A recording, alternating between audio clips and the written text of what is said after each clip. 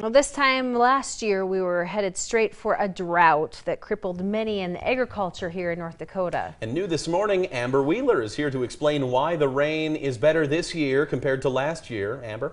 Well, Tim and Alicia, there is a big difference between spring of 2017 and spring 2018.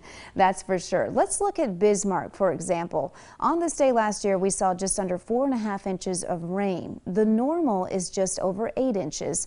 So far this year, we've seen over 7 inches of rain. That's near normal. You can compare Minot's numbers as well. They were looking just as bleak last year. And compared to this year, we're still a little below normal. But why is there more rain this year? Here's the frustrating part.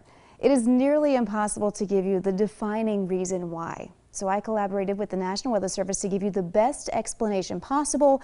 And after combing through data, honestly, we all agree it's the luck of the draw. This year and last year, we had a similar global weather pattern, which was La Nina. But La Nina plays virtually no role in precipitation here in the spring, so that can't be to blame.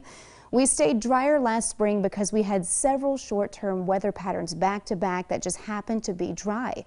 This year, we've been lucky. We've had several active patterns back-to-back that happen to be a little more active and give us a little more rain. Now, I have some pictures here from a viewer, and I want you to notice the picture on the left and on the right. So this is from Jennifer near Williston. The picture on the left was from last year. You can see the brown patches in her lawn, and the one on the right is greener. This is what a lot of her lawns look like this year. Here's a little bit more of a telling picture. Now your eyes kind of want to go to the front of the page there with those pretty flowers, but look at sort of the middle of each picture.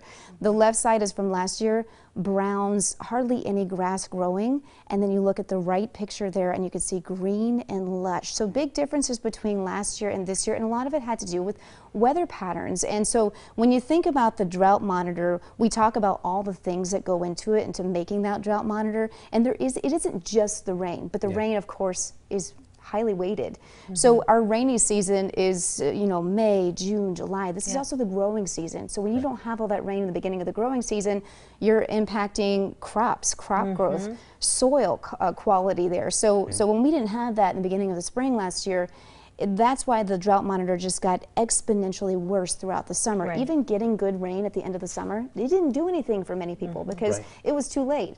Some folks, of course, the pictures there from Jennifer's lawn, that was just her lawn, but we know that there were some folks, some farmers and ranchers who were just critically wounded by last year's dry climate. Incredibly dry fields. For sure. Yeah. Right. So having all this rain, we may not be able to explain just why it's happening, but we're certainly grateful for it. Yeah, just weather patterns, and we're almost normal for many of us. All right, very good. Well, we'll have the full weather forecast coming up after the break.